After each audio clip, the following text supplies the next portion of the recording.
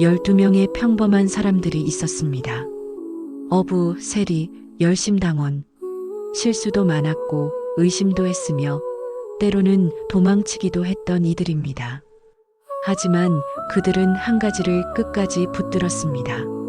그것이 그들을 세상 끝까지 이끌었고 로마의 칼날 앞에 세웠으며 십자가 위로 올려놓았죠. 거꾸로 매달린 십자가, X자형 십자가, 창끝, 돌, 칼. 죽음의 모습은 각각 달랐지만 마지막 고백은 같았습니다. 예수는 그리스도시요, 살아계신 하나님의 아들이십니다. 그 한마디가 2000년을 흘러 오늘 우리에게까지 왔어요. 복음은 생명을 잃게 할 수 있지만 죽음마저 이기는 소망을 줍니다. 끝까지 붙든 사람들, 12사도의 마지막 이야기. 구독과 좋아요 누르고 함께 들어가 보시죠. 예루살렘의 밤 공기가 다락방 창틈으로 스며듭니다. 6월절 보름달 아래 좁은 방 안. 긴 식탁에 13개의 촛불이 놓여 있습니다.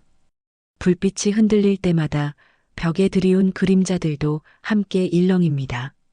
떡 굽는 냄새와 포도주 향이 뒤섞이고 옷자락 스치는 소리, 누군가의 거친 숨소리, 나무 의자가 삐걱거리는 소리가 정적을 깨뜨리죠. 13명이 식탁을 둘러싸고 있습니다.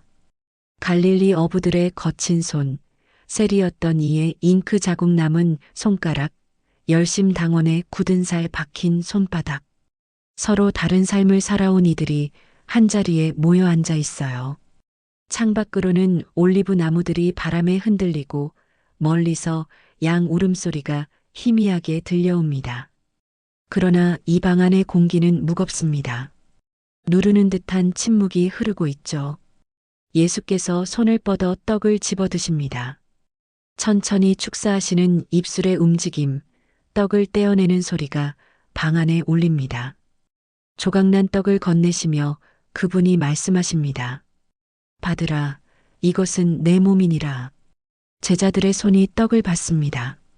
몇몇의 손끝이 미세하게 떨리고요.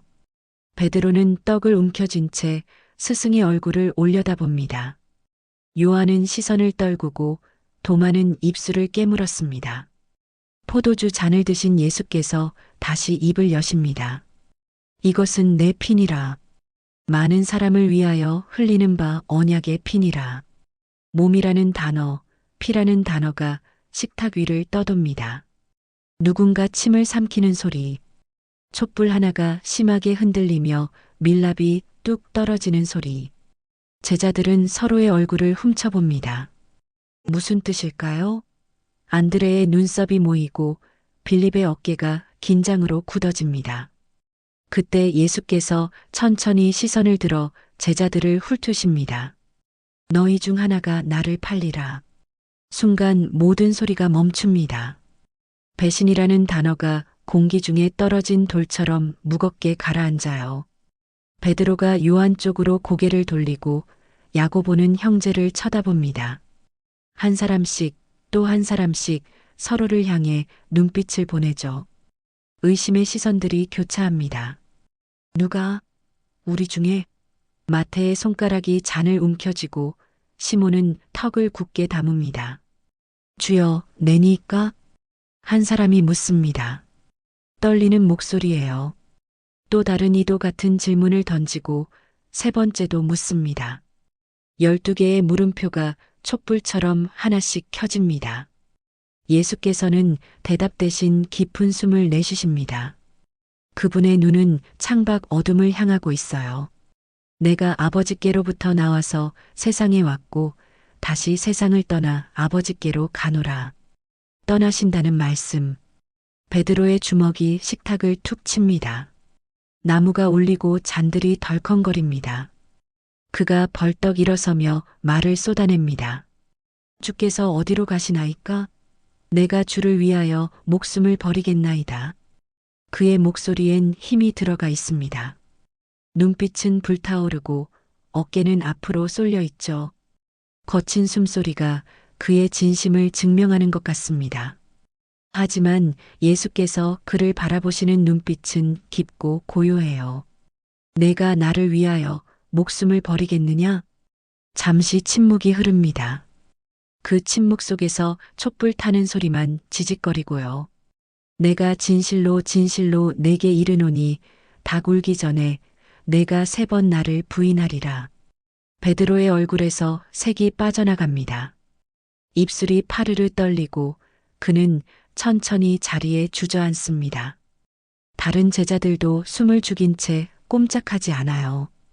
닭 우는 소리, 부인이라는 단어가 그들의 귓가를 맴돕니다. 이 밤은 평범한 식사의 자리가 아닙니다. 예수께서 제자들을 한 사람씩 바라보시며 말씀을 이어가십니다. 내가 너희를 세상에 보내노니 세상으로라니. 도마의 눈동자가 흔들리고 마태는 고개를 드는군요. 세상이란 어떤 곳인가요? 로마 군인들의 칼과 십자가가 즐비한 곳, 권력자들이 지배하는 곳, 군중이 한순간에 등을 돌리는 곳. 그곳으로 보내신다는 말씀입니까? 예수께서 두 손을 모으시고 하늘을 향해 기도하십니다. 내가 세상에 속하지 아니함 같이 그들도 세상에 속하지 아니하였사옵니다. 그들을 진리로 거룩하게 하옵소서. 그분의 음성이 다락방을 채웁니다. 천천히 간절하게 한 단어 한 단어 정성을 다해 올려드리는 기도. 제자들은 그 소리를 듣습니다. 가슴이 조여오고 목구멍이 메어오는 것을 느끼죠. 자신들을 위해 드리는 이 기도가 얼마나 절박한지, 얼마나 진실한지 온몸으로 느낍니다. 창밖의 바람이 더 거세집니다.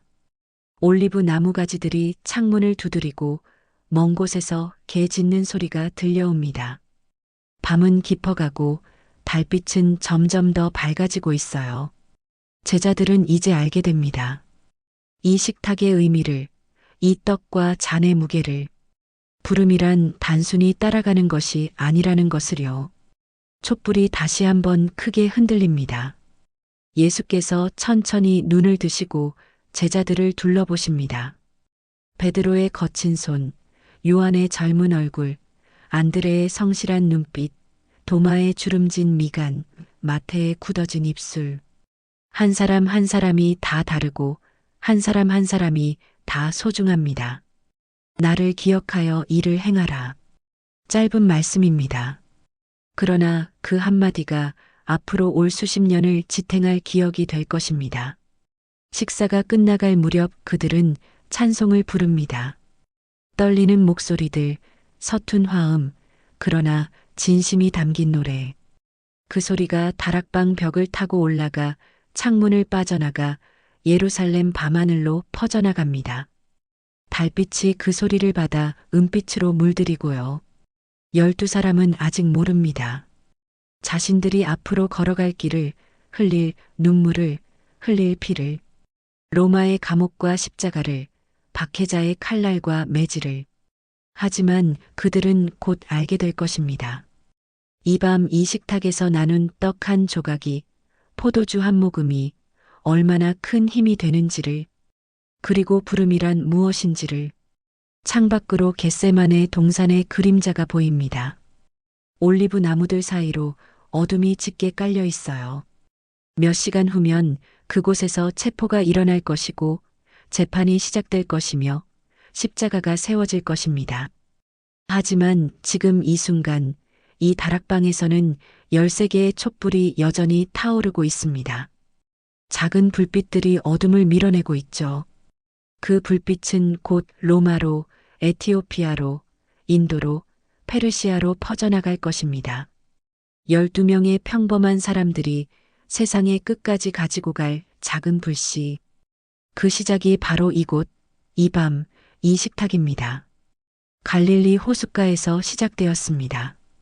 아침 물안개가 수면 위를 기어가고 파도가 조약돌을 핥는 소리가 반복됩니다. 시몬이라 불리던 어부가 그물을 씻고 있었어요. 밤새 고기를 잡았지만 한 마리도 걸리지 않았습니다. 손에 밴 비린내, 젖은 밧줄의 무게, 축 처진 어깨. 그때 한 남자가 다가와 말을 걸었죠. 깊은 곳에 그물을 내려보십시오. 시몬은 고개를 들었습니다. 랍비의 옷을 입은 이가 서 있었어요. 밤새 아무것도 못 잡았는데 지금 다시 그물을 던지라니. 그러나 뭔가가 그를 움직이게 했습니다. 손이 그물을 짚고 배가 물로 나아가고 그물이 수면 아래로 가라앉았습니다. 그물이 찢어질 듯 무거워졌습니다. 은빛 물고기들이 그물 안에서 펄떡이고 시몬의 팔이 떨렸어요. 이게 무슨 일일까요? 형제 안드레를 불러 함께 그물을 끌어올렸습니다. 배가 기울고 물이 배 안으로 넘쳐 들어왔죠. 시몬은 그 랍비 앞에 무릎을 꿇었습니다. 나를 떠나소서, 나는 죄인이로소이다. 하지만 그 랍비는 미소를 지으며 말했습니다. 두려워하지 말라. 이제 후로는 내가 사람을 낚는 어부가 되리라. 시몬은 그날 모든 것을 버리고 그를 따랐습니다. 그물도 배도 물고기도, 그리고 새 이름을 받았어요. 베드로, 반석이라는 뜻의 이름. 거칠고 성급했지만 누구보다 뜨거운 심장을 가진 사람. 그가 나중에 고백할 것입니다. 주는 그리스도시요 살아계신 하나님의 아들이시니이다. 한편 안드레는 형보다 먼저 예수를 만났습니다. 요단강 근처에서 세례 요한의 설교를 듣던 그가 예수를 보았을 때 무언가 확신이 왔어요. 발걸음이 저절로 움직였고 그는 예수를 따라갔습니다. 그리고 제일 먼저 형 시몬을 찾아가 말했죠. 우리가 메시아를 만났소. 안드레의 특징은 바로 이것이었습니다. 사람을 데려오는 것. 오병이어의 기적 때도 소년을 예수께 데려온 이가 안드레였어요. 요한과 그의 형제 야고보는 우레의 아들들이라 불렸습니다. 성질이 급했기 때문이죠. 사마리아 사람들이 예수를 받아들이지 않자 하늘에서 불을 내려 태워버리자고 제안한 이들입니다. 하지만 요한은 변했습니다. 예수의 곁에서 가장 가까이 머물며 사랑을 배웠어요.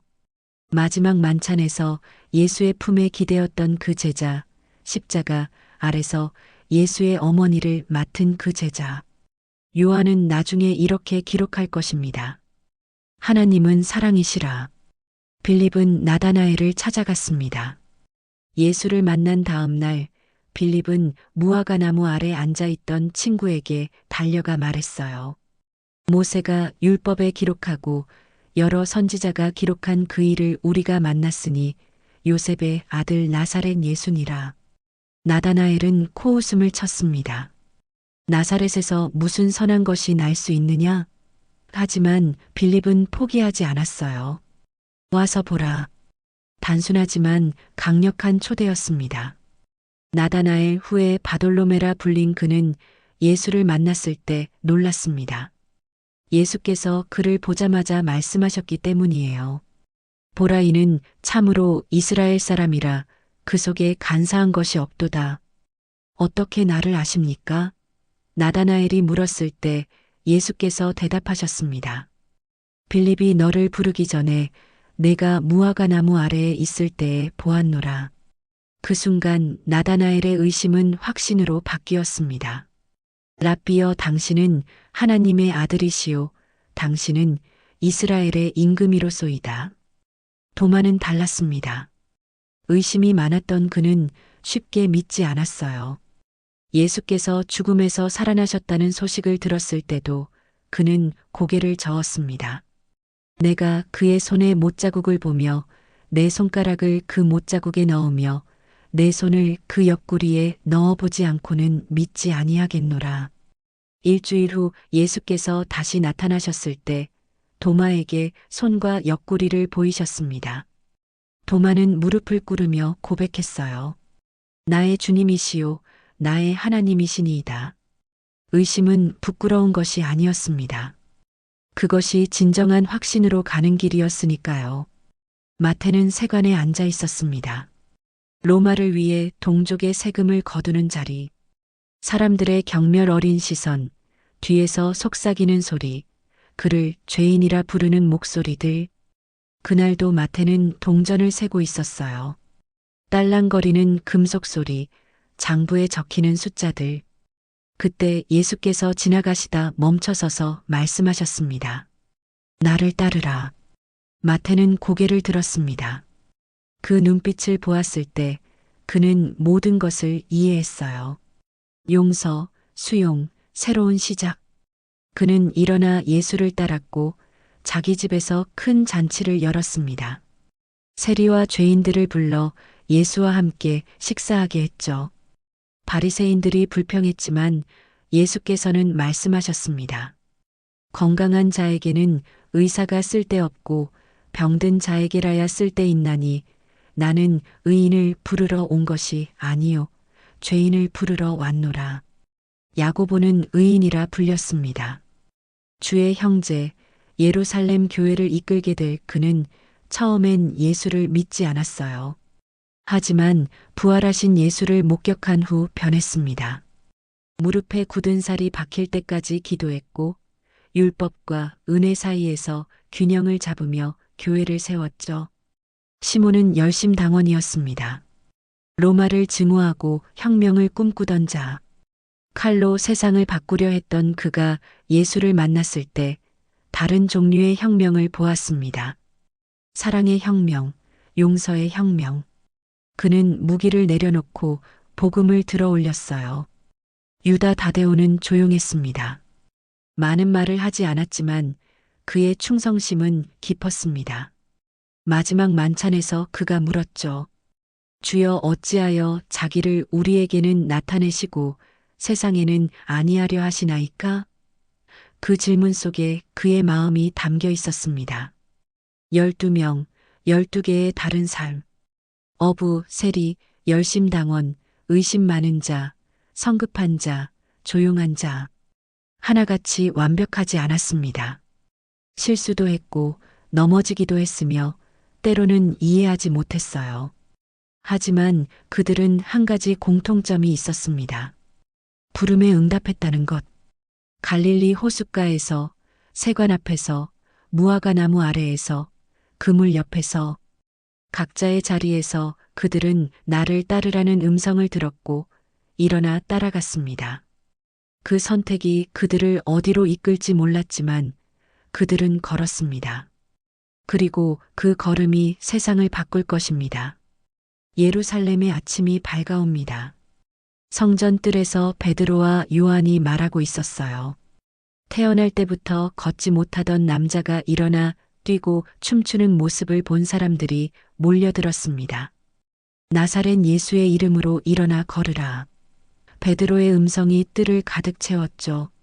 사람들의 탄성, 발걸음 소리, 웅성거리는 소리들. 그때 성전 경비대가 들이닥쳤습니다. 창 끝이 햇빛에 번쩍이고 군화 소리가 돌바닥을 울렸어요. 거친 손들이 베드로와 요한의 팔을 붙잡았습니다. 밀치고 당기는 힘, 옷자락이 찢어지는 소리. 두 사도는 감옥으로 끌려갔어요. 차가운 돌벽, 쇠사슬 소리, 어둠 속에서 물 떨어지는 소리만 들립니다. 다음 날 사내들인 공회 앞에 섰습니다. 대제사장과 서기관들, 장로들이 높은 자리에 앉아 내려다보고 있었어요. 위압적인 침묵이 흘렀습니다. 너희가 무슨 권세와 누구의 이름으로 이 일을 행하였느냐? 대제사장의 목소리가 차갑게 떨어졌습니다. 베드로는 고개를 들었어요. 떨림 없는 눈빛으로 대답했죠. 만민의 관리들과 장로들아, 우리가 오늘 병자에게 행한 착한 일에 대하여 신문을 받으면 이 사람이 어떻게 구원을 받았느냐 하니 너희와 모든 이스라엘 백성들은 알라 나사렛 예수 그리스도의 이름으로 된 것이라. 공회가 술렁였습니다. 수군거리는 소리, 책상을 치는 소리. 저 어부가 감히 이런 담대함을 어디서 얻었을까요? 공회원들은 서로 눈짓을 주고받으며 의논했습니다. 결국 그들을 위협하며 풀어주었어요. 다시는 예수의 이름으로 말하지 말라는 경고와 함께. 하지만 베드로와 요한은 멈추지 않았습니다.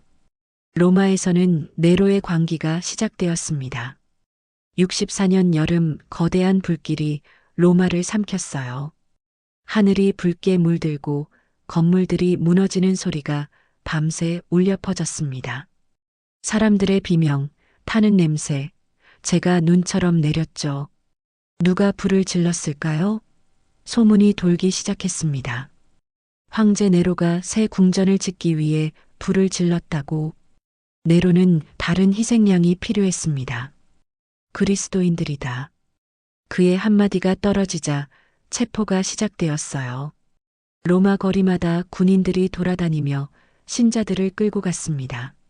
문을 박차고 들어오는 발소리, 아이들의 울음소리, 가족들이 헤어지는 광경.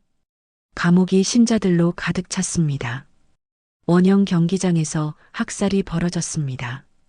사자들이 우리에서 풀려나오는 소리, 군중들의 환호성, 피냄새.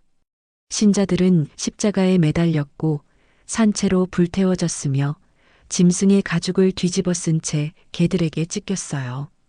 네로의 정원에서는 사람을 횃불 삼아 밤을 밝혔습니다.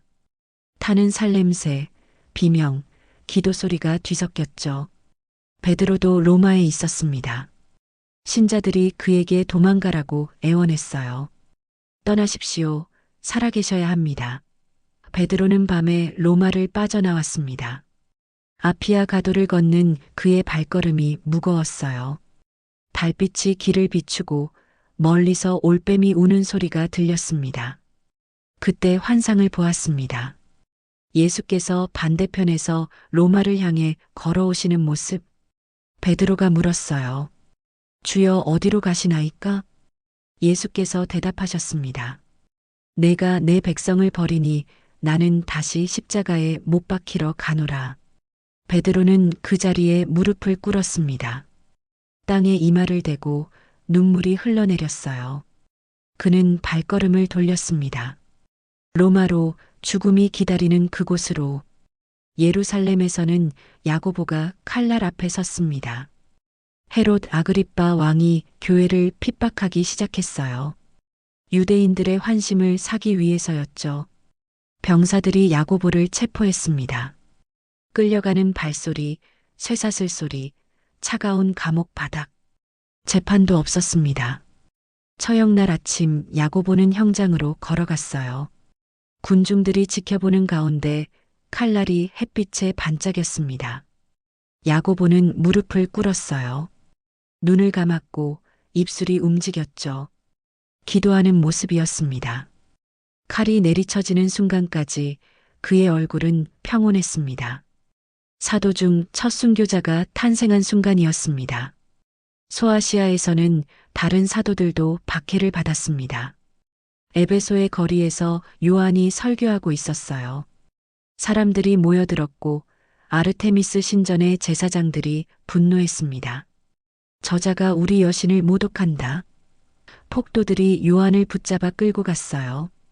주먹이 날아들고 돌이 던져졌으며 침이 뱉어졌습니다. 요한은 끓는 기름솥 앞에 섰습니다.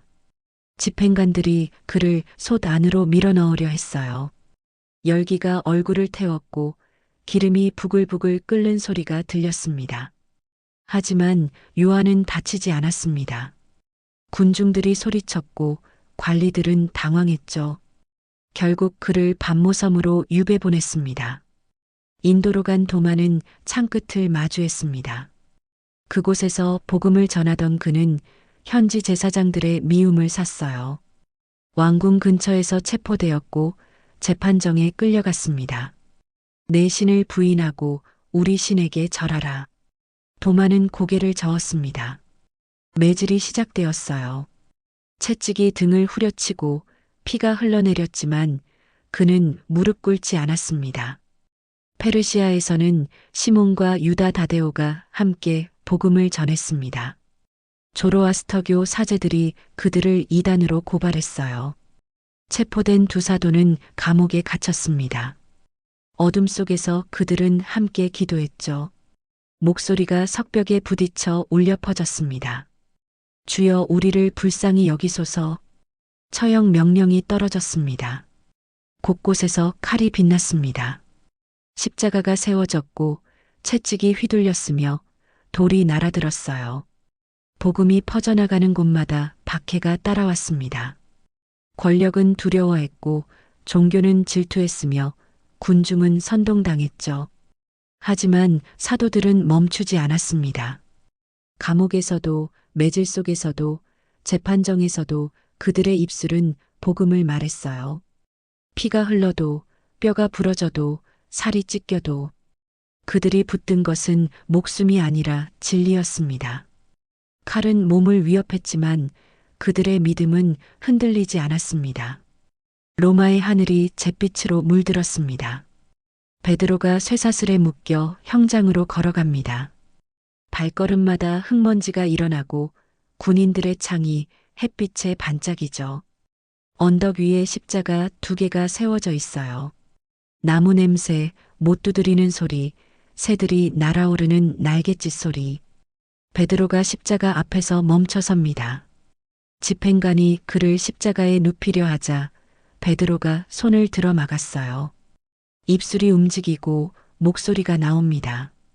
나는 주님과 같은 방식으로 죽을 자격이 없습니다.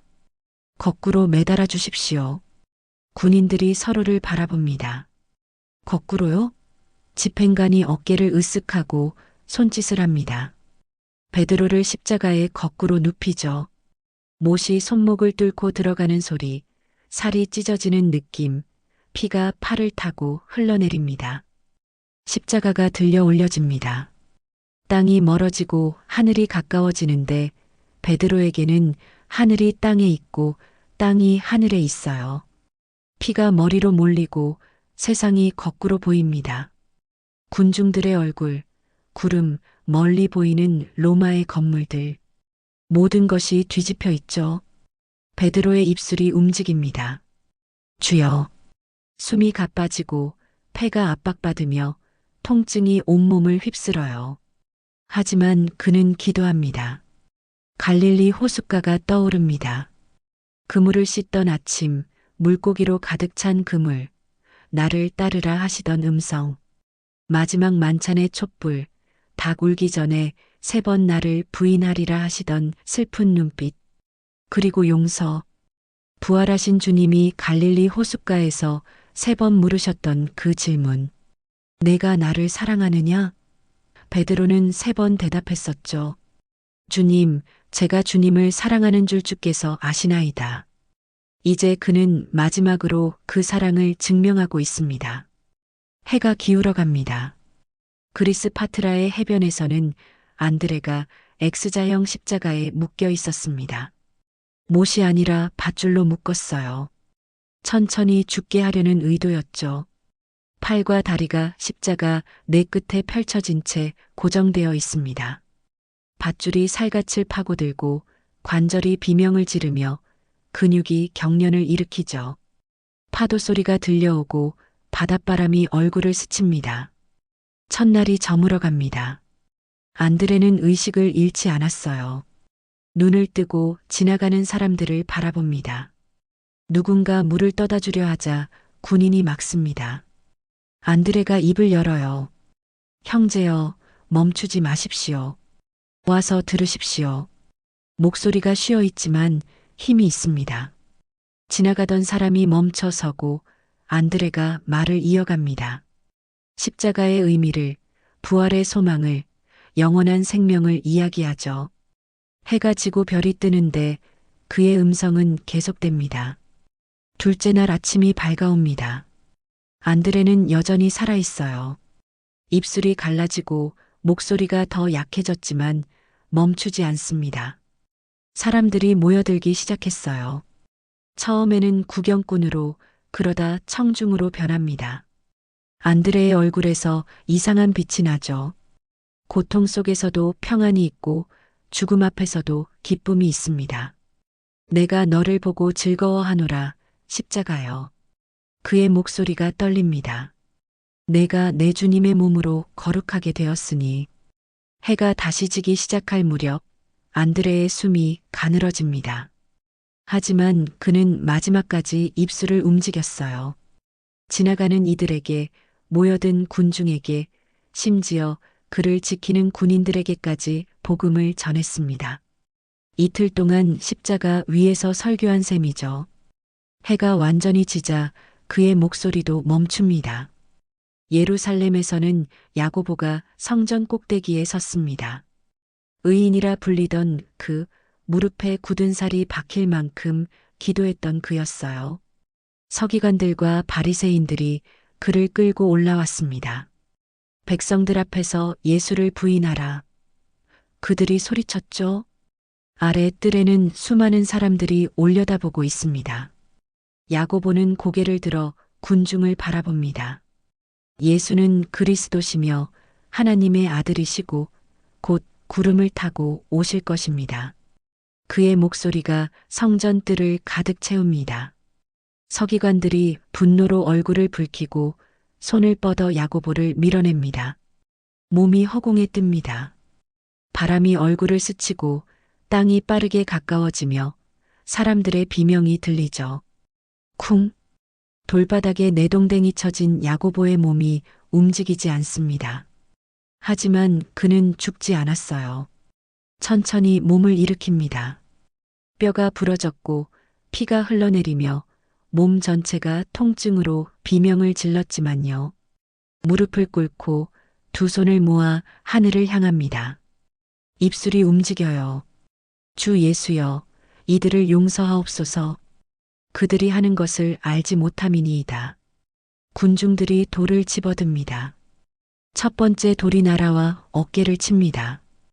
두 번째는 등을, 세 번째는 머리를. 돌들이 빗발치듯 쏟아지는데 야고보는 여전히 기도하고 있어요.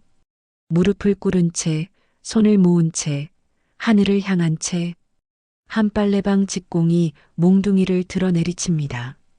야고보의 머리에 둔탁한 소리가 울려요. 그제야 그의 몸이 쓰러집니다. 먼지가 일어나고 피가 돌바닥을 적시며 그의 손은 여전히 기도하는 모습으로 얼어있죠. 무릎으로 기도했던 사람이 무릎으로 순교했습니다. 히에라폴리스에서는 빌립이 거꾸로 매달려 있었습니다. 발목이 밧줄로 묶여 나무에 매달린 채 머리가 땅을 향하고 있어요. 피가 머리로 몰리고 세상이 뒤집혀 보이며 호흡이 가빠집니다. 군중들이 모여 조롱하고 침을 뱉으며 비웃죠. 빌립은 그들을 바라봅니다. 거꾸로 보이는 얼굴들, 뒤집힌 하늘, 기울어진 땅. 그리고 그는 말합니다. 와서 보십시오. 와서 들으십시오. 나다나엘을 불렀던 그 초대, 단순하지만 강력했던 그 말. 빌립은 매달린 채로 복음을 전하기 시작합니다.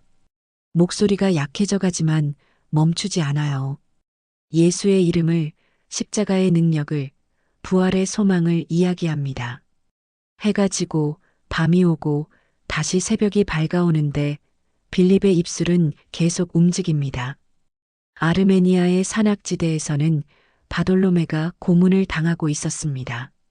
칼날이 피부를 가르고 살가죽이 벗겨지며 근육이 드러납니다.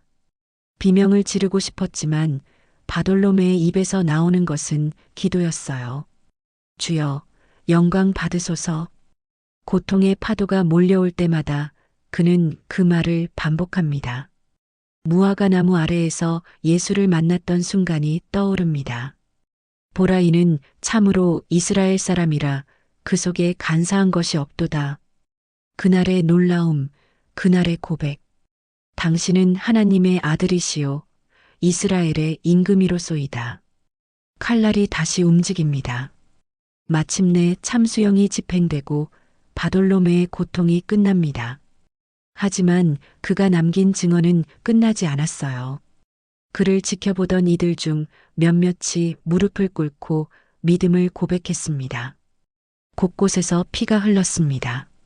하지만 그 피는 헛되이 흐르지 않았어요.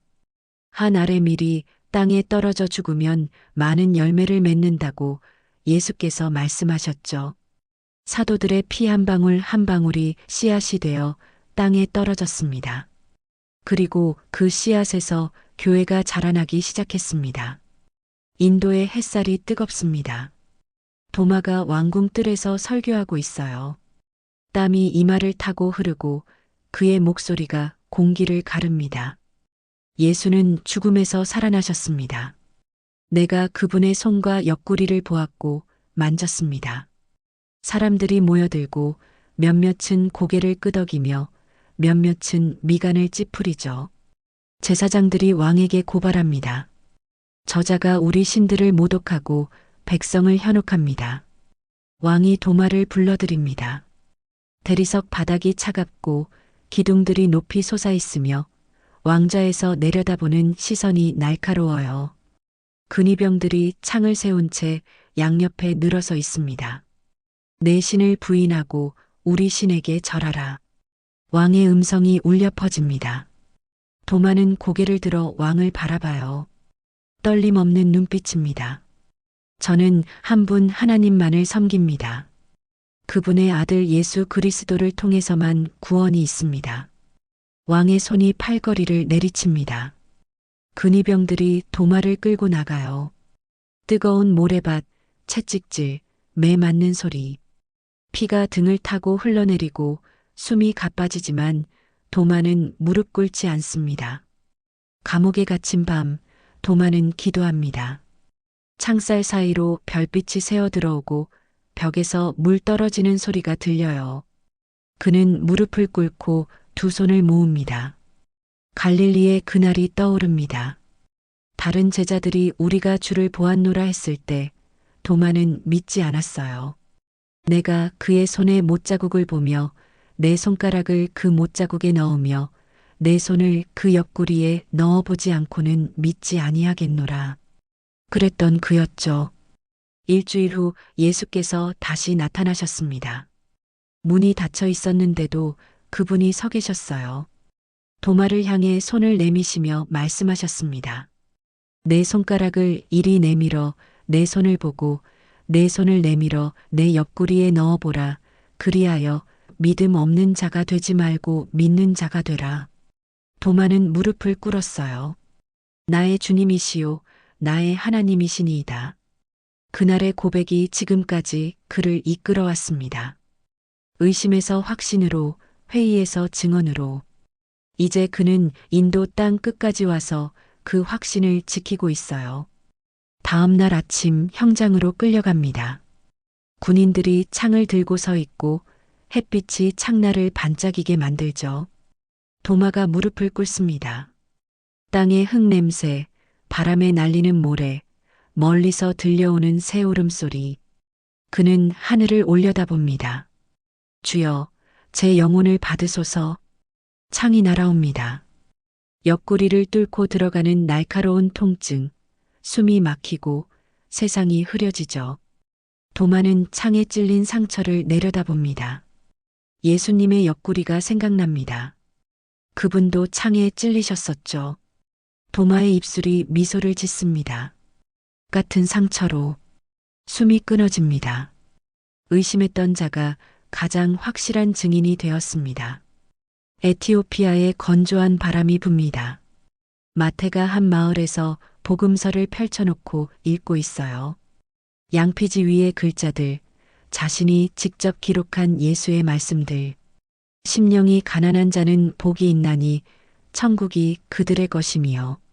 사람들이 둘러앉아 듣고 있습니다. 햇볕에 그을린 얼굴들, 호기심 어린 눈빛들. 한때 세리였던 마태.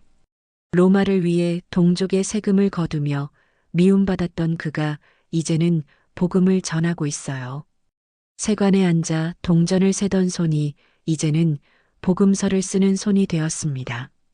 나를 따르라 하셨던 그날, 그는 모든 것을 버리고 일어났었죠. 현지 제사장들이 그를 미워합니다. 저자가 우리 전통을 파괴하고 있다. 고발이 들어가고 병사들이 마태를 체포하러 옵니다. 발소리, 무기소리, 거친 손들이 그를 붙잡아요. 복음서를 떨어뜨리고 양피지가 바람에 펄럭이며 글자들이 햇빛에 반짝입니다. 마태는 재판정에 섭니다. 내 신을 저버리고 우리 신에게 제사를 드리라. 마태가 고개를 젓습니다. 그의 목소리는 차분해요. 나는 이미 모든 것을 버리고 예수를 따랐습니다. 이제 목숨마저 드릴 준비가 되어 있습니다. 칼이 내려옵니다. 빛이 번쩍이고 목에서 따끔한 느낌이 스치며 세상이 천천히 기울어지죠. 마태의 마지막 생각은 그날의 식탁이었습니다. 자기 집에서 세리와 죄인들을 불러 예수와 함께 식사했던 그 잔치. 바리새인들이 비난했지만 예수께서 말씀하셨어요. 건강한 자에게는 의사가 쓸데없고 병든 자에게라야 쓸데있나니. 죄인을 불러주신 은혜. 페르시아의 광장에서는 시몬이 십자가에 매달려 있었습니다. 열심당원이었던 그, 칼로 세상을 바꾸려 했던 그가 이제 십자가 위에서 사랑을 외치고 있어요. 원수를 사랑하라. 그의 목소리가 쉬어 있지만 힘이 담겨 있습니다. 지나가는 사람들이 멈춰서고 고개를 갸우뚱하며 귀를 기울이죠. 폭력이 아닌 사랑으로, 칼이 아닌 복음으로. 시몬은 그것을 배웠습니다. 예수 곁에서 3년을 보내며 혁명의 의미를 다시 알게 되었어요. 진정한 변화는 칼이 아니라 십자가에서 온다는 것을. 그는 이제 그 십자가 위에서 마지막 설교를 하고 있습니다. 해가 저물고 그의 숨도 가늘어집니다. 메소포타미아에서는 유다 다데오가 몽둥이 아래 쓰러져 있었습니다. 말수가 적었던 그, 조용히 따랐던 그가 이곳까지 왔어요. 마지막 만찬에서 물었던 질문이 떠오릅니다. 주여, 어찌하여 자기를 우리에게는 나타내시고 세상에는 아니하려 하시나이까? 예수께서 대답하셨죠. 사람이 나를 사랑하면 내 말을 지키리니 내 아버지께서 그를 사랑하실 것이요. 우리가 그에게 가서 거처를 그와 함께 하리라. 사랑하는 자에게 임재하신다는 약속. 유다 다데오는 그 약속을 붙들고 여기까지 왔습니다. 몽둥이가 다시 내려치고 뼈가 부러지는 소리가 나며 피가 입에서 흘러나오죠. 하지만 그의 눈빛은 평안합니다. 하나님의 임재를 느끼고 있어요. 여기, 이 고통 속에서도. 마지막 숨을 내쉴 때 그는 미소를 짓습니다. 곳곳에서 사도들이 쓰러집니다. 칼에, 창에, 십자가에, 몽둥이에.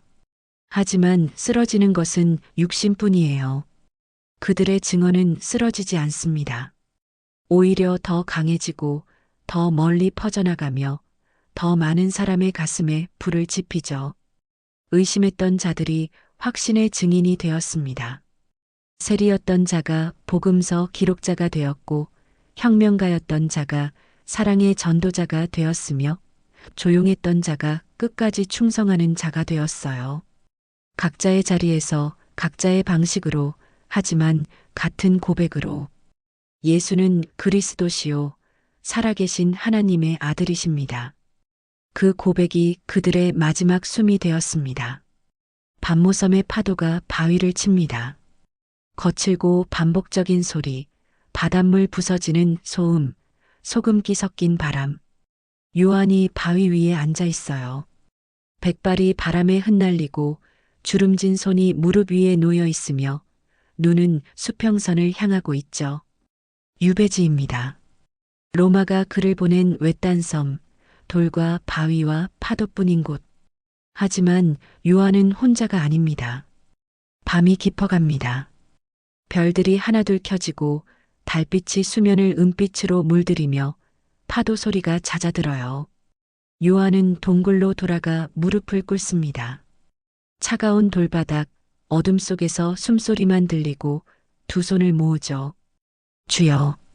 그 순간 빛이 쏟아집니다.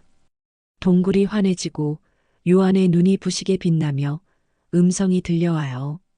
나는 알파와 오메가라, 이제도 있고 전에도 있었고 장차 올 자요 전능한 자라. 요한이 뒤를 돌아봅니다. 흰 옷 입은 분이 서 계시는데 눈은 불꽃 같고 발은 풀무불에 단련한 빛난 주석 같으며 음성은 많은 물소리 같아요. 요한은 그분 앞에 엎드립니다. 얼굴이 땅에 닿고 온몸이 떨리며 숨조차 쉴 수 없죠. 오른손이 그의 어깨를 만집니다. 따뜻하고 단단한 손길. 두려워하지 말라. 나는 처음이요 마지막이니 곧 살아있는 자라. 내가 전에 죽었었노라. 볼지어다 이제 세세토록 살아있어. 사망과 음부의 열쇠를 가졌노라. 예수의 음성입니다. 요한은 천천히 고개를 듭니다. 눈물이 볼을 타고 흘러내리고 입술이 떨리며 가슴이 벅차오르죠. 갈릴리에서 함께 걷던 그분, 마지막 만찬에서 품에 기대었던 그분, 십자가 아래서 어머니를 맡겨주셨던 가분. 내가 본 것과 지금 있는 일과 장차될 일을 기록하라. 요한이 일어납니다. 다음 날 아침 그는 양피지를 펼쳐놓고 기록하기 시작해요. 떨리는 손으로 잉크를 찍고 글자를 새기며 보았던 환상을 적어나갑니다. 7교회, 7인, 7나팔. 하늘이 열리고 보좌가 나타나며 어린 양이 책을 여는 장면. 손이 빨라지고 양피지가 채워지며 햇빛이 동굴 안으로 비스듬히 들어와요. 밤이 오면 다시 환상이 펼쳐집니다. 짐승이 바다에서 올라오고 용이 하늘에서 전쟁을 벌이며 순교자들의 영혼이 제단 아래서 부르짖는 소리. 거룩하고 참되신 대주제여 땅에 거하는 자들을 심판하여 우리 피를 갚아주지 아니하시기를 어느 때까지 하시려나이까. 요한은 보고 듣고 기록합니다. 멈추지 않고요. 날들이 흘러갑니다. 다른 사도들이 칼에 쓰러지고 있을 때 요한은 글을 쓰고 있었어요. 베드로가 거꾸로 매달릴 때, 안드레가 X자형 십자가에서 이틀을 버틸 때, 야고보가 성전에서 떨어져 돌에 맞을 때, 요한은 반모섬에서 양피지를 채우고 있었습니다. 칼이 아니라 펜으로, 피가 아니라 잉크로. 어느 날 밤 마지막 환상이 임합니다. 새 하늘과 새 땅이 펼쳐지고 거룩한 성새 예루살렘이 하늘에서 내려오며 큰 음성이 선포해요.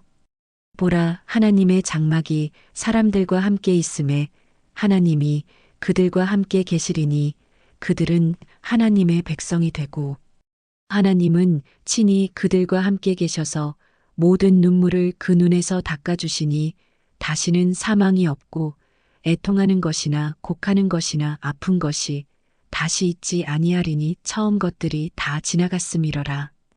요한의 손이 멈춥니다. 눈물이 양피지 위에 떨어지고 잉크가 번지며 그는 하늘을 올려봅니다. 동굴 천장 너머 별들이 반짝이고 파도 소리가 들려오며 바람이 머리카락을 스치죠. 끝입니다. 완성되었어요. 계시록이 탄생한 순간입니다. 세월이 흐릅니다. 요한은 반모섬에서 풀려나 에베소로 돌아가요. 이제 그는 아주 늙었습니다. 걷기도 힘들고 목소리도 약해졌으며 눈도 침침해졌죠. 하지만 그의 말씀은 여전히 힘이 있어요. 교회에 모인 신자들 앞에서 그는 반복합니다. 자녀들아, 서로 사랑하라. 같은 말을 계속하자 사람들이 묻습니다. 선생님, 왜 항상 같은 말씀만 하십니까? 요한이 대답해요. 이것이 주님의 명령이기 때문이니라. 이것만 행하면 족하니라. 사랑. 우레의 아들이라 불렸던 그가, 하늘에서 불을 내리자고 했던 그가 이제는 사랑만을 말합니다. 예수 곁에서 배웠던 것, 십자가 아래서 깨달았던 것, 평생을 통해 확신하게 된 것. 요한은 자연사합니다. 다른 사도들처럼 칼에 쓰러지지 않았어요. 십자가에 매달리지도 돌에 맞지도 창에 찔리지도 않았습니다. 침대에 누워 조용히 눈을 감았죠. 주변에는 제자들이 둘러서 있고 누군가 손을 잡고 있으며 창문으로 햇살이 들어와요. 주여, 제 영혼을 받으소서. 마지막 숨이 나갑니다. 평온한 얼굴, 미소 띤 입술, 이완된 손. 100살이 넘은 나이였습니다. 사도 중 유일하게 순교하지 않은 자. 하지만 그가 남긴 것은 다른 사도들 못지않게 강력했어요. 요한복음, 요한서신들, 그리고 계시록. 피 대신 글로, 죽음 대신 증언으로, 칼 대신 말씀으로 세상에 맞섰습니다. 그의 글은 살아남았습니다. 베드로의 피가 로마 땅에 스며들 때, 안드레의 목소리가 파트라에서 멈출 때, 야고보의 무릎이 예루살렘 돌바닥에 꿀릴 때, 요한의 글은 사람들의 손에서 손으로 전해졌어요. 복사되고 읽히고 암송되며 대대로 이어졌습니다. 칼은 몸을 베지만 말씀은 영혼을 살립니다. 피는 땅에 스며들지만 글은 시대를 넘어 흐르죠. 요한은 그것을 증명했습니다.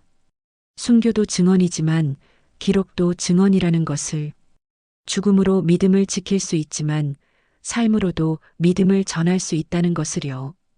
반모섬의 파도는 여전히 바위를 칩니다. 하지만 그 섬에서 태어난 말씀은 지금도 울려 퍼지고 있어요. 보라, 내가 세상 끝날까지 너희와 항상 함께 있으리라. 요한이 기록한 예수의 약속, 그 약속은 2000년이 지난 지금도 살아 숨쉬고 있습니다. 칼보다 오래가는 것이 있습니다. 말씀입니다. 동이 트기 시작합니다. 로마의 언덕 위 베드로가 매달렸던 십자가 아래에서 한 여인이 무릎을 꿇고 있어요. 얼룩진 땅, 어두운 핏자국, 그녀의 손이 흙을 줍니다. 눈물이 떨어지고 입술이 움직이며 속삭이듯 기도하죠. 주여, 그분처럼 저도 담대하게 하소서. 군인이 다가와 그녀를 일으켜 세웁니다. 가거라. 다시 오지 마라. 하지만 그녀는 다음 날 또 옵니다. 이번엔 혼자가 아니에요.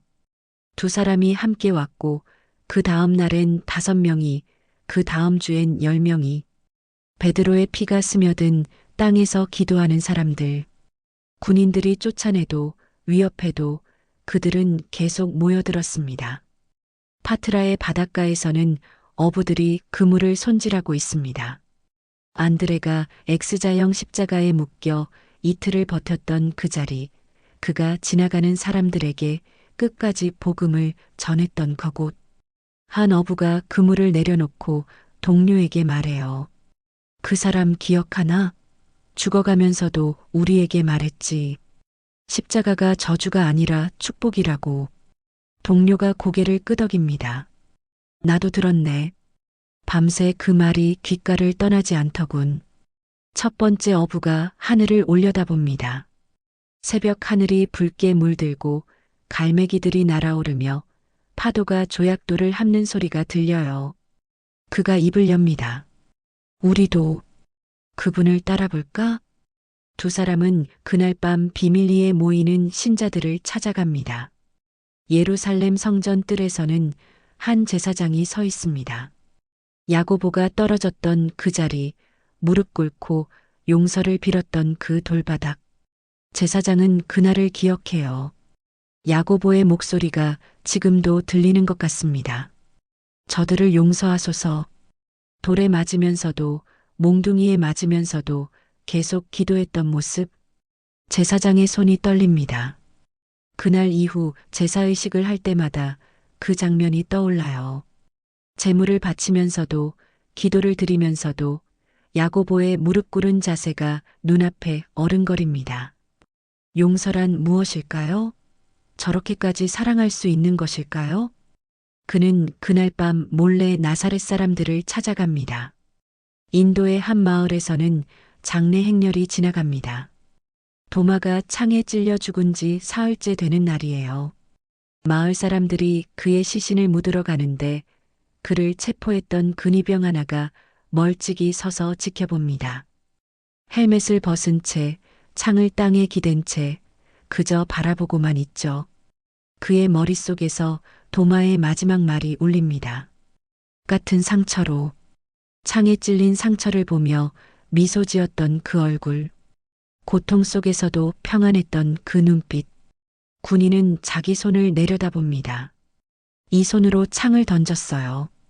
이 손으로 사람을 죽였고 이 손으로 명령을 수행했죠. 하지만 지금 이 손은 떨리고 있습니다. 그는 무릎을 꿇습니다.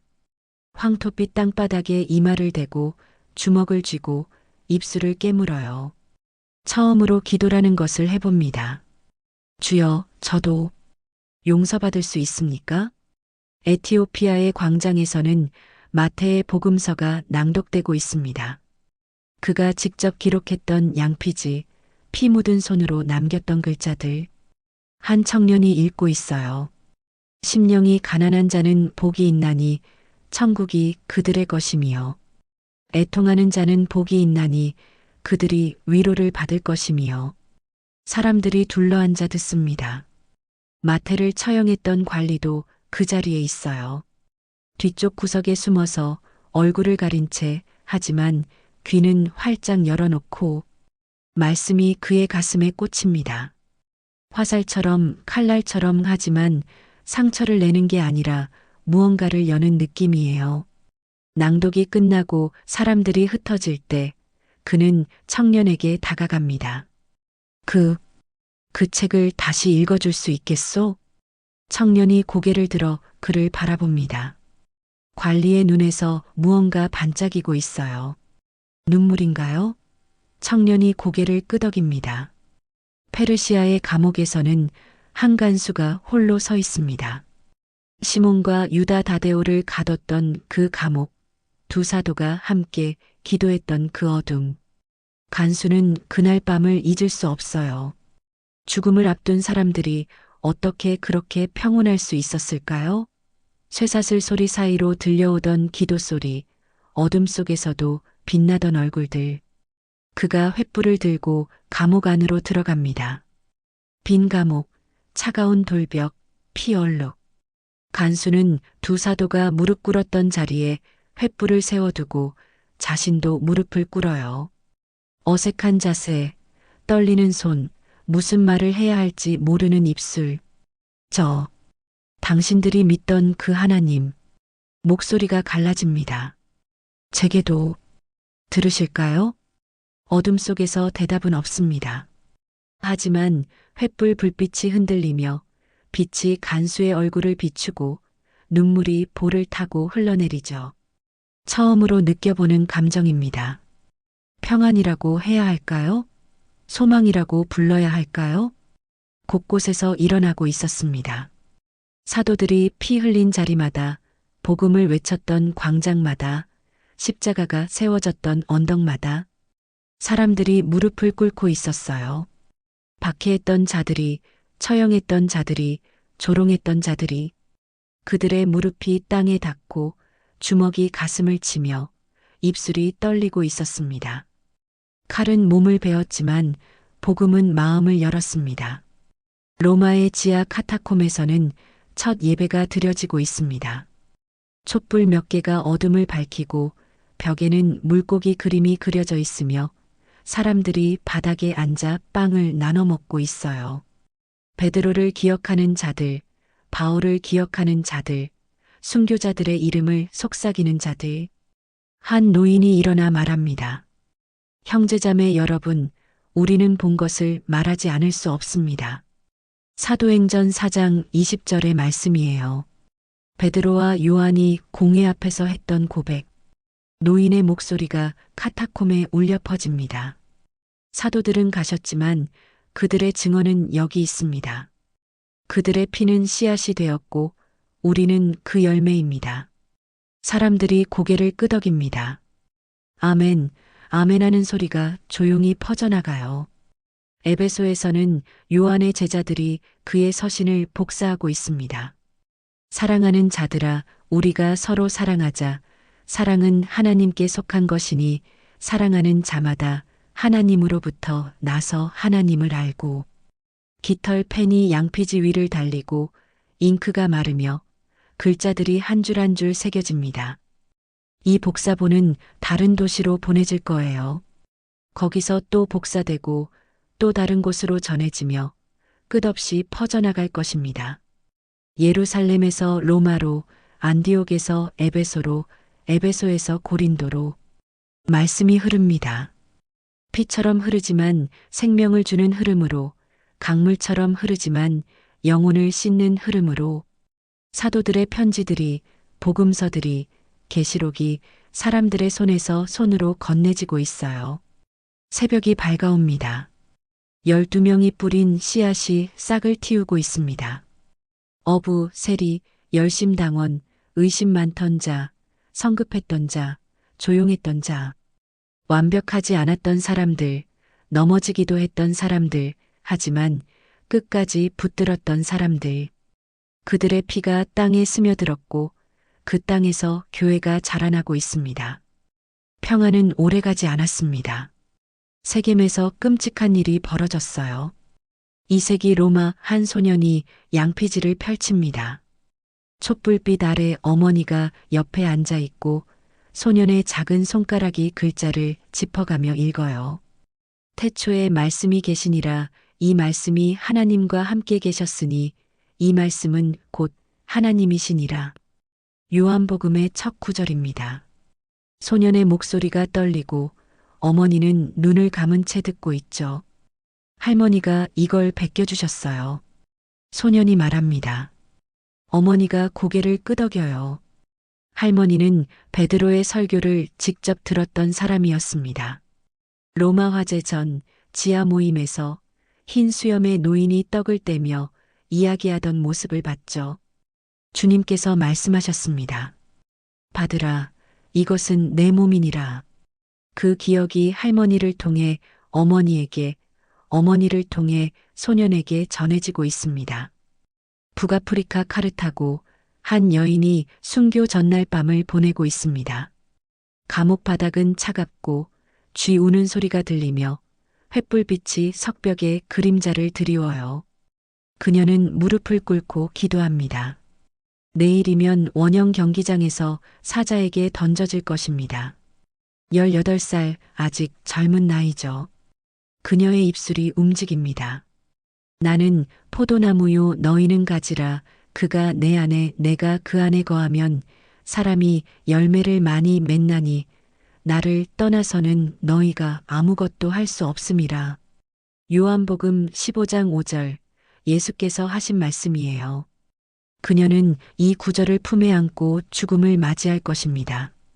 안드레가, 베드로가, 도마가 그랬던 것처럼 다음 날 아침 태양이 원형 경기장을 비춥니다. 군중들이 환호하고 황제가 손짓하며 우리 문이 열리는 소리가 울려요.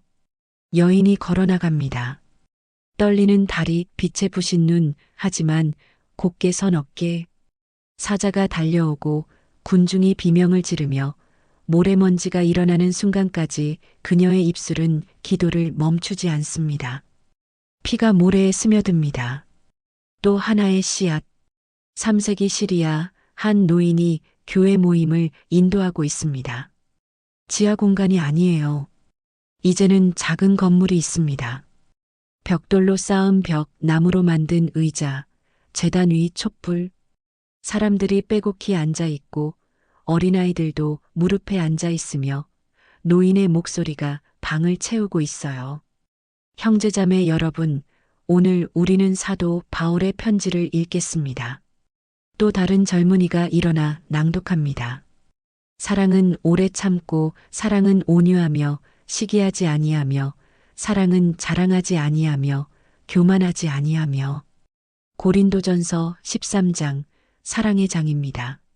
사람들이 조용히 듣고 누군가는 눈물을 훔치며 누군가는 이웃의 손을 잡아요. 바울의 글이 여전히 살아 숨쉬고 있습니다. 4세기 초 콘스탄티누스 황제가 밀라노 칙령을 선포합니다. 박해가 끝나는 순간이에요. 지하에서 지상으로, 어둠에서 빛으로, 숨김에서 선포로 교회가 거리로 나옵니다. 종소리가 울려 퍼지고 사람들이 공개적으로 모이며 복음이 대로에서 외쳐지죠. 하지만 모든 것이 달라진 건 아닙니다. 예루살렘 어느 골목에서 한 노파가 아이들에게 이야기를 들려주고 있어요. 옛날에 12명의 어부와 세리가 있었단다. 그들은 한 분을 만나 세상을 바꿨지. 아이들의 눈이 반짝입니다. 그분이 누구예요? 노파가 미소 짓습니다. 예수님이란다. 같은 이야기가 계속 전해지고 있어요. 세기가 흐릅니다. 5세기, 6세기, 10세기, 15세기. 제국이 무너지고 왕조가 바뀌며 전쟁이 일어나고 평화가 오죠. 하지만 교회는 남습니다. 때로는 부패하고, 때로는 새로워지며, 때로는 박해받고, 때로는 권력을 잡지만요. 사도들이 심은 씨앗은 여전히 자라고 있습니다. 21세기 한 젊은이가 오래된 성경을 펼칩니다. 낡은 가죽 표지, 바랜 종이, 손때 묻은 페이지. 할아버지의 할아버지가 읽던 책이에요. 젊은이의 눈이 한 구절에 멈춥니다. 우리는 본 것을 말하지 않을 수 없다. 사도행전 4장 20절, 베드로와 요한이 공회 앞에서 했던 고백입니다. 젊은이는 그 구절을 소리내어 읽어요. 방 안에 혼자 있지만 혼자가 아닌 것 같은 느낌. 2000년 전 예루살렘에서, 로마에서, 에베소에서 같은 구절을 읽었던 수많은 이들이 함께 있는 것 같습니다. 창밖으로 도시의 불빛이 반짝입니다. 자동차 소리, 사람들 웃음소리, 먼 곳에서 들려오는 음악. 세상은 변했지만 복음은 변하지 않았어요. 베드로가 전했던 것, 요한이 기록했던 것, 마태가 증언했던 것이 여전히 여기 있습니다. 젊은이가 무릎을 꿇습니다. 부드러운 카페 뒤 책을 펼쳐둔 채 두 손을 모으고요. 그의 입술이 움직입니다. 기도하는 모습이 야고보를 닮았고 고백하는 자세가 도마를 닮았으며 붙드는 손이 베드로를 닮았어요. 그는 모릅니다. 자신이 그 긴 사슬의 한 골이라는 것을. 다락방에서 시작된 이야기가 여기까지 왔습니다.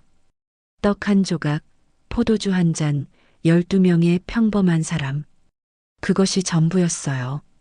제국도 없었고 군대도 없었으며 권력도 없었습니다.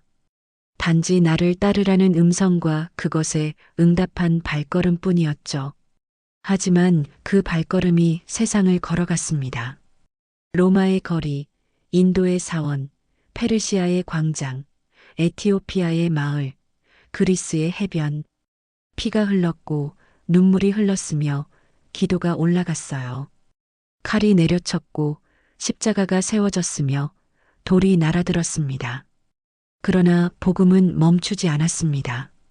오히려 더 빠르게 퍼져나갔어요. 한 사람의 순교가 10사람의 믿음을 낳았고 10사람의 증언이 100사람의 회심을 가져왔으며 100사람의 헌신이 1000사람의 교회를 세웠습니다. 피는 씨앗이 되었고 죽음은 생명을 낳았으며 십자가는 부활의 문이 되었어요. 2000년이 흘렀습니다. 베드로의 거꾸로 된 십자가, 안드레의 X자 십자가, 야고보의 무릎기도, 요한의 반모계시, 도마의 창 자국, 마태의 복음서, 빌립의 초대, 바돌로메의 고통, 시몬의 사랑, 유다 다데오의 충성. 12개의 다른 이야기가 하나의 증언으로 모였습니다. 그 증언이 오늘도 울려 퍼지고 있어요. 교회 종소리로, 찬송가로, 설교로, 성경 낭독으로, 무릎 기도로. 세상 끝날까지 함께 하시겠다던 약속이 지켜지고 있습니다. 사도들은 갔지만 그들의 믿음은 남았고 육신은 사라졌지만 증언은 살아있으며 시대는 변했지만 복음은 변하지 않았어요. 젊은이가 일어나 창문을 엽니다. 밤바람이 방 안으로 들어오고 거리의 소음이 섞여들며 별빛이 얼굴을 비춥니다. 그는 성경을 가슴에 안고 바깥을 바라봐요. 저 거리 어딘가에 자신이 전해야 할 사람이 있을까요? 베드로가 갈릴리를 떠났던 것처럼, 도마가 인도로 갔던 것처럼 자신도 나가야 할까요? 그의 손이 문손잡이를 잡습니다. 이것이 부름입니다. 다락방에서 시작되어 2000년을 흘러온 그 부름. 12명의 평범한 사람들이 응답했던 것처럼, 수백만의 이름 없는 신자들이 응답했던 것처럼 이제 이 젊은이도 응답하려 합니다. 문이 열립니다. 그가 한 걸음 내딛어요. 끝이 아니라 시작입니다. 사도들의 이야기는 계속되고 있어요. 당신의 이야기로, 나의 이야기로, 우리의 이야기로. 복음은 여전히 흐르고 십자가는 여전히 서 있으며 부활의 소망은 여전히 빛나고 있습니다. 우리는 본 것을 말하지 않을 수 없습니다. 여러분, 오늘 이야기 어떻게 보셨나요? 혹시 끝까지 붙들어야 할 믿음에 대해 생각해 보신 적 있으시다면 댓글로 남겨주세요. 구독과 좋아요, 알림 설정 부탁드립니다. 그럼 더 재미난 성경 이야기로 다시 만나요. 감사합니다.